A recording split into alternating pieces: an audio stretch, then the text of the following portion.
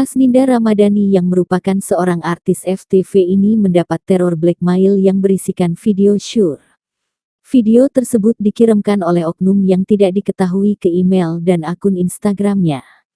Ancaman pelaku yang hendak menyebarkan video sir itu pun membuat Hasninda syok.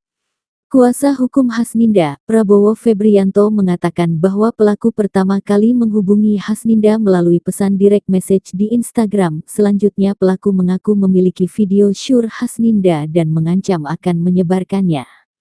Jadi dia ini kan di DM lewat Instagram, The Terror bahwa mereka ini memiliki video syur klien kami, terus kalau tidak direspon mereka akan menyebarkan ke 1 juta view, ujar Prabowo Febrianto pada awak media, Sabtu tanggal 15 Juli tahun 2023. Sebelumnya diwartakan Hasninda mendapatkan pesan melalui Instagram. Pesan ini diterimanya pada tanggal 6 Juli tahun 2023 lalu. Bahwa pemilik akun Stikurtoge Instagram pada tanggal 6 Juli tahun 2023 melakukan pengancaman melalui pesan via Instagram melalui DM. DM tersebut berisi pesan mengancam dan menyuruh saya membuka email, berulang kali mengancam klien kami.